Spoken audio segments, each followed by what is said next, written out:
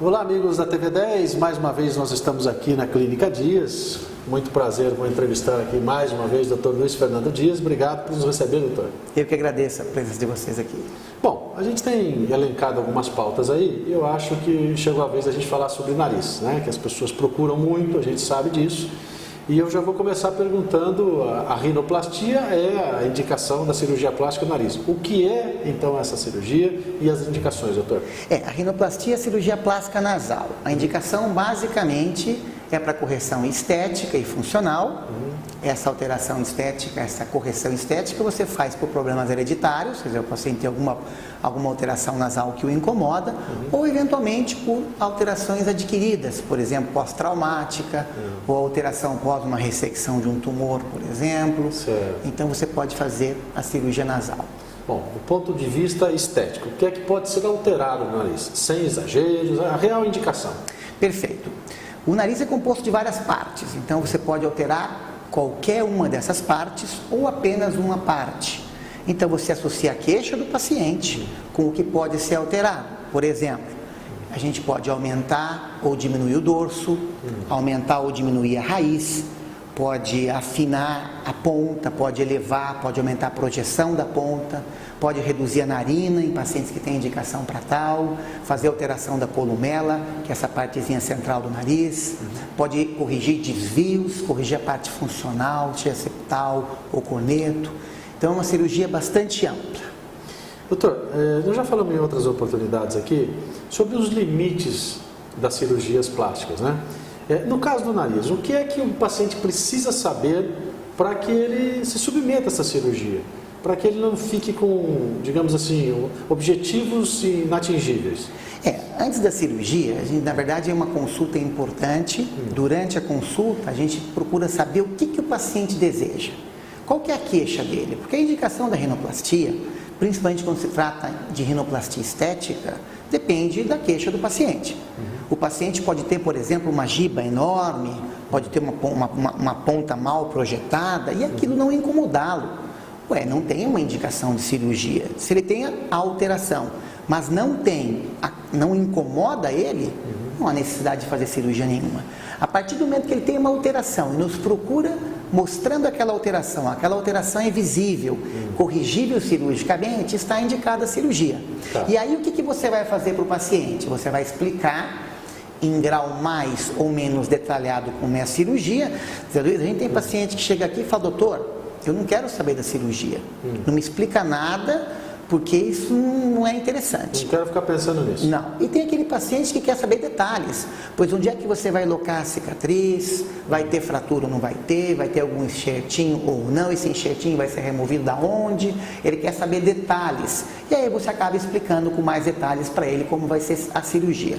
Então isso é uma opção do paciente, mas em relação ao pós-operatório não. Ele tem que saber o pós-operatório direitinho, porque ele vai me ajudar. Se ele falar para mim assim, não, eu não quero saber do pós-operatório, ele vai fazer provavelmente algo que não deveria. Então, isso ele precisa saber antes da cirurgia sim. Então, aqui nós temos um nariz de perfil. E o que nós temos no nariz de perfil? Nós temos aqui a raiz nasal, nós temos o dorso nasal, a ponta nasal. Nós temos a columela e nós temos a asa nasal com a narina. Então, o que a gente pode fazer numa rinoplastia é a alteração de todas essas áreas. Podemos aumentar a projeção, podemos diminuir ou aumentar o dorso, diminuir ou aumentar a raiz, podemos encurtar o nariz ou alongar o nariz, podemos diminuir a exposição da columela, diminuir a exposição da asa, diminuir a narina. Agora eu vou continuar, tá? Depois edita, né? Agora aqui, ó. Vai. Então nós temos uma ponta nasal. A ponta nasal, a gente faz o quê? Uma melhor definição da ponta, a gente diminui a largura que é entre a ponta, entre os dois pontinhos de luminosidade, nós podemos aumentar a projeção, diminuir a projeção, nós podemos encurtar o nariz, nós podemos alongar o nariz. Então nós trabalhamos na ponta, nós trabalhamos no dorso, na raiz, reduzindo a narina. Lidando com a narina, por exemplo, a gente pode diminuir a largura da narina, tornar isso aqui mais acentuado, triangularizar essa ponta, que às vezes ela é um pouquinho achatada. Então as incisões no nariz, as incisões são todas dentro do nariz, às vezes uma pequenininha aqui na columela, e às vezes a gente faz incisão na asa, na região lateral, para reduzir a narina, para diminuir o flare, que é a lateralização da parte lateral do nariz. Então podemos reduzir isso e diminuir esse tamanho. Então na verdade a gente pode fazer uma série de coisas no nariz. Bom, as pessoas podem achar que a cirurgia rinoplastia é uma cirurgia simples, mas onde ela é feita? Quer dizer, centro cirúrgico, é necessidade, que tipo de anestesia? A rinoplastia, ela é feita em centro cirúrgico muito bem equipado, com todos os aparelhos necessários, quer dizer, não pode ser feito em qualquer lugar, é uma cirurgia que não pode ser banalizada, é uma cirurgia como outra qualquer. É feita essa cirurgia sempre ou com anestesia geral ou anestesia local associada à sedação. E, como toda cirurgia, necessita de exames pré-operatórios. Então, nós pedimos uma série de exames de sangue, pedimos uma avaliação cardiológica prévia, nós pedimos durante a consulta e reforçamos no retorno para que o paciente evite de utilizar medicamentos que podem atrapalhar a cirurgia. Alguns deles, por exemplo, é a aspirina, que aumenta o sangramento, medicamentos que atrapalham a circulação, por exemplo, a isotretinoína, que é ruim para a circulação. A gente pede para evitar o tabagismo. Então, é um conjunto de orientações que nós fazemos no pré, associado com exames de sangue e avaliação cardiológica, e em algumas vezes nós pedimos exame de imagem. Bom, como é feita a cirurgia? Quais são as etapas? Para a gente explicar aí para os pacientes. Perfeito. A rinoplastia, a gente tem algumas etapas, porque a gente trabalha em alguns pontos do nariz. Então, imagine você que o paciente tem uma queixa e só tem uma alteração, que é uma discreta giba. Você vai tratar só a discreta giba. Porém, a maioria dos pacientes, a gente encontra uma série de alterações a nível de raiz, dorso, ponta, columela, narina, e você tem que tratar todas essas alterações do paciente. Então, é primordial ser feito o quê? Um planejamento cirúrgico. O paciente traz a queixa, nós fazemos um planejamento, esse planejamento é feito através de uma documentação fotográfica, que eu desenho nessa fotografia o que vai ser feito, com o auxílio também do computador, faço o meu planejamento, aqui eu tenho que aumentar tanto, aqui eu tenho que diminuir tanto, aqui eu tenho que afinar. Então, esse é o planejamento cirúrgico. E esse planejamento cirúrgico é um planejamento para mim. Aquele paciente que não tem interesse ou que não quer saber detalhes, a gente não precisa falar para ele. Doutor, eu quero saber tudo. Aí você vai explicar, a gente vai fazer a incisão assim, assado, por exemplo. A incisão ela é feita toda dentro do nariz, não há cicatriz externa. Em alguns casos, a gente faz a rinoplastia chamada aberta, que você faz uma pequena incisãozinha na columela, para você fazer a esqueletização nasal. E aí você trata a raiz, você trata dorso, você trata a ponta, você pode remover parte do septo para utilizar como enxerto, você pode retirar parte da cartilagem auricular ou mesmo costal, em alguns casos, fáscia temporal. Ou seja, o planejamento que você faz de acordo com aquela cirurgia, você faz para utilizar no intraoperatório. E às vezes o paciente quer saber detalhes, vai ter fratura, não vai ter fratura, vai ter enxerto, não vai ter enxerto. Então a gente discute em maior ou menor profundidade, de acordo com o interesse e curiosidade do paciente. Bom, doutor Luiz Fernando, vamos falar agora do pós-operatório, que eu acho extremamente importante. O paciente vai querer saber dor, inchaço, manchas roxas, tem risco ou não de sangramento. Eu queria que o senhor passasse agora, vamos falar do pós-operatório. Perfeito. Então, no término da cirurgia de rinoplastia, nós colocamos quase que em todos os casos uma microporagem, que é uma fitinha, e em cima dessa microporagem nós colocamos uma proteção que a gente chama de aquaplast, que substitui o antigo gesso. Na época da minha residência, 20 anos atrás, a gente trabalhava com gesso. O gesso pode esfarelar um pouquinho, não é tão estético, então a aquaplast é bem interessante. Esse aquaplast, inclusive, pode ser molhado. Então a gente coloca aquaplástica e remove uma semana depois. Tá. E muitas vezes nós deixamos um tampão nasal, esse tampão não fica muito tempo, de 4 a 8 horas, a gente retira no mesmo dia.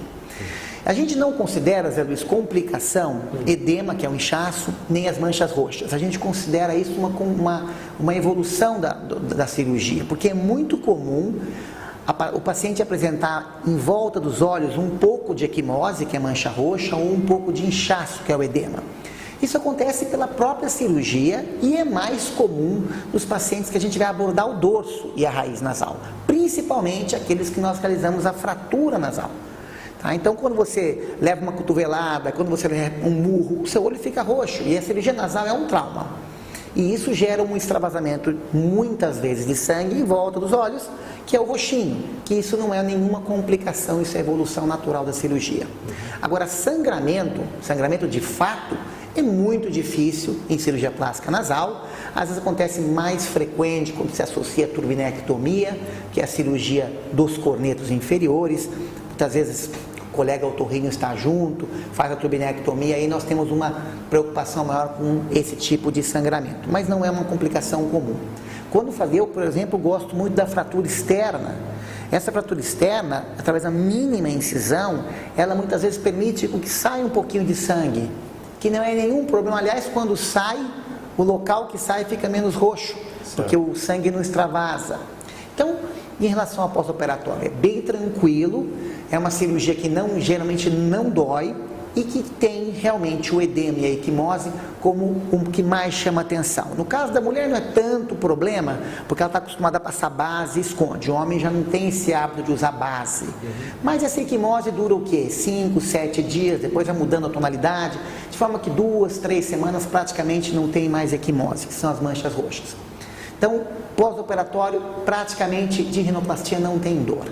Existe um inconveniente, principalmente para os pacientes que respiram bem antes da cirurgia, que como você utiliza às vezes um tampão, logo depois da cirurgia ele tem que respirar pela boca. Tá? Então, às vezes a primeira alimentação que ele vai fazer, ele faz com o nariz obstruído. E você imagina se alimentar com o nariz tampado, você sente uma alteração de pressão. Então, no comecinho, depois que você tira o tampãozinho, o paciente já sente normal de novo. Bom, eu acho que talvez, entre aspas, aí, uma imagem negativa das cirurgias de nariz é quando se associa o que aconteceu com o Michael Jackson. As pessoas falam muito disso, inclusive, recentemente, uma apresentadora foi comparada a Michael Jackson porque fez uma cirurgia no nariz. Como isso acontece? O que é um erro? Isso é exagero do paciente? Como é que o senhor analisa isso? Perfeito. No caso da apresentadora, eu realmente não sei nem de quem você está falando, qual o que aconteceu, eu não sei. No caso do Michael Jackson, a gente sabe, no meio médico, que o que aconteceu ali foi um problema muito mais amplo do que simples alteração nasal. O Michael Jackson é um paciente que tem um nariz que a gente chama de nariz negroide, que é o nariz com as asas são alargadas, a pele é espessa, uma pele oleosa. E não tem como um paciente com esse padrão nasal evoluir com um paciente com pele fininha, com a ponta definidinha, não tem jeito. Então, ele provavelmente é um paciente que sofreu de algum distúrbio psicológico. Mais provável deve ser desordem corporal dismórfica ou transtorno corporal dismórfico. Se vocês entrarem na internet, vai ter uma quantidade enorme de artigos referentes a esse tipo de problema, que é a não visualização. Da mesma forma, por exemplo, que o paciente anorético, magro, olha para o espelho e se enxerga gordo, o paciente que tem esse problema, ele vê sempre alteração. E o nariz é uma das 3 partes que ele está mais associado a esse tipo de distúrbio. Então, o que provavelmente aconteceu? Ele fez uma cirurgia, fez 2, fez 3, o nariz dele estava bom, mas ele nunca estava conformado, porque ele queria uma coisa que só era bom na cabeça dele. Então não tem como o nariz do Michael Jackson ser com as características do nariz da Julia Roberts, que é um nariz de pele fina, um nariz caucasiano. Então ele não soube da limitação. Zé Luiz, em 2003 eu tive com um colega num congresso que teve em São Paulo, ele veio para cá e ele operou 4 cirurgias do Michael Jackson e depois não fez mais as cirurgias nele. Ele se recusou a fazer isso. E depois, só que ele foi sempre encontrando alguém que ia fazer alguma coisa. E eu E ele, quando ele morreu, ele tinha mais de 10 cirurgias plásticas nasal. Então ele fez uma série, se não me engano, 14, ouvi dizer. Então isso fez com que ele ficasse praticamente com o nariz deformado. Então você tem que ter uma limitação, o paciente tem que ter uma expectativa realista, porque naquele clipe, não sei se você lembra do Thriller, claro. Aquele clipe, se você vir, ele apresenta o Michael Jackson com o nariz extremamente satisfatório. Tá ótimo o nariz dele, belezinha. Só que naquela época, talvez ele já estava na terceira ou quarta, ele tinha que ter parado ali. Entendi. Mas então, na minha opinião, com essa pessoa, aconteceu um problema da ordem psicológica que gerou uma insatisfação constante a ponto de gerar isso daí. Bom, voltando a falar sobre a cirurgia, vamos falar sobre o pós aí. Voltar às atividades normais, tomar sol, fazer academia, qual o prazo, qual é a perspectiva depois da cirurgia? Bom, então o paciente faz a cirurgia, é uma cirurgia que o paciente tem alta no mesmo dia ou no dia seguinte, depende das condições que ele vai estar. A gente dá algumas orientações como medicamentos, utilizar soro fisiológico nasal, e o paciente pode voltar à sua atividade normal num intervalo de tempo curto, 2, 3, 4 dias, mas vai depender do quê? Do que ele faz e do que ele pode ser enxergado pelos outros. Vamos dar um exemplo. Se o paciente é que trabalha basicamente num escritório, ele pode voltar precocemente à atividade física, não vai tomar sol, não vai fazer esforço físico intenso, poderia voltar. E outra coisa é como ele quer voltar. Ele pode voltar a trabalhar sem problema que as pessoas percebam que ele fez cirurgia. Ele pode com 4, 5 dias, porque com 4, 5 dias ele vai estar com um pouco de edema e um pouco o olho roxo. Certo. Não, eu quero voltar a trabalhar, mas que ninguém perceba. Aí pode precisar 2, 3, eventualmente 4 semanas para essa equimose ter ele eliminado completamente. Tomar sol, frequentar sauna, ambientes muito quentes, não é interessante no começo, porque vai gerar um edema, um inchaço maior dessa região. Agora, associar as cirurgias à cirurgia do nariz é comum? E é possível, por exemplo, alteração na projeção do queixo, por exemplo? Então, é o seguinte, você pode associar a cirurgia plástica de nariz com qualquer cirurgia na teoria. Tá. Você tem que avaliar o que essa outra cirurgia vai levar de tempo, posição, etc, etc.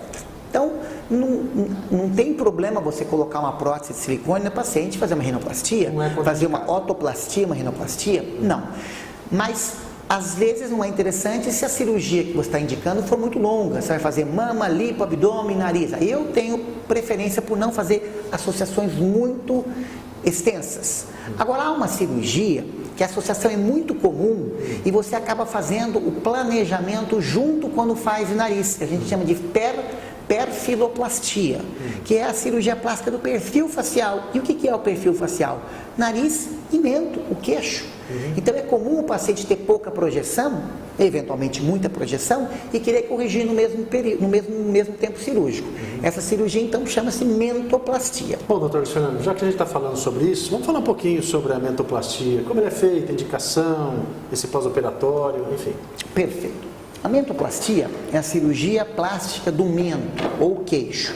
Então eu não tinha mostrado isso aqui antes do nariz. Aqui nós temos então uma preparação de um crânio. A gente tem aqui o osso próprio do nariz, maxila. Então essa parte a gente pode fraturar ou não na cirurgia. A gente tem o septo. Então a gente trabalha isso aqui. A parte, claro, cartilaginosa não aparece nesse tipo de preparo. E aqui nós temos o quê? Nós temos o mento. O mento faz parte do perfil da face. Então, quando você faz a programação para a sua rinoplastia e tem o nariz, você tem o mento. Então, o mento faz parte da mandíbula. Então, aqui está o mento. Eu só faço a cirurgia de mentoplastia. A mentoplastia, ela é uma cirurgia que não gera alteração oclusal. Então, o paciente não vai ter nenhum problema mastigatório com a mentoplastia, porque a posição da mandíbula não muda. Então, olha a mandíbula. A mandíbula tem o ramo, tem o ângulo, tem o corpo e tem o mento. Quando você trabalha a mandíbula, o paciente que tem a mandíbula para frente, o prognatismo, ou para trás, o retrognatismo, você tem que trabalhar, fazer incisões na mandíbula e avançar a mandíbula ou retrair a mandíbula. Aí você vai gerar alteração oclusal, então você tem que fazer preparo ortodôntico, documentação, etc. Não é o caso, porque a incisão no caso da mentoplastia, é claro que a mentoplastia pode ser feita com um aloplástico, silicone, porex, você faz uma incisãozinha na região do queixo e introduz uma prótese. Eu geralmente associo próteses quando vamos fazer em pacientes que têm pouca projeção de mento, pacientes de 60, 65 anos, vai fazer uma plástica de face, a gente opta geralmente por uma prótese. Paciente mais jovem, 20, 25, que vem fazer uma rinoplastia, geralmente a gente opta por uma incisão e fazer a mentoplastia de avanço óssea, por uma incisão dentro da boca, faz um cortezinho e aí no osso, faz uma incisão no osso, abaixo do forame alveolar inferior, e empurra esse osso para frente e fixa ou com uma plaquinha de titânio ou mesmo com fio de aço. É uma cirurgia bastante simples, com um resultado excelente e uma cirurgia duradoura, vai durar a vida toda. Quando você coloca uma prótese de silicone e não sabe o que acontece, não sabe, pode existir uma reabsorção óssea 20, 10, 15, 20, 30 anos depois. Então a mentoplastia é uma cirurgia de pós-operatório tranquilo, o paciente utiliza um antisséptico oral depois, a sutura é interna, fio multifilamentar, então o paciente passa a língua, não tem problema, e de cuidado tanto para o nariz quanto para a mentoplastia, cabeceira elevada, compressa gelada nos olhos que a gente utiliza no nariz também para evitar o edema, né? E diminuição da atividade física. Muito bem. Doutor Fernando, mais uma vez quero agradecer. Eu acho que mais uma vez tiramos as dúvidas dos nossos telespectadores e voltaremos com outras pautas, com outros temas importantes aqui na sua Clínica Dias. Obrigado por nos receber. Obrigado pela visita, eu que agradeço.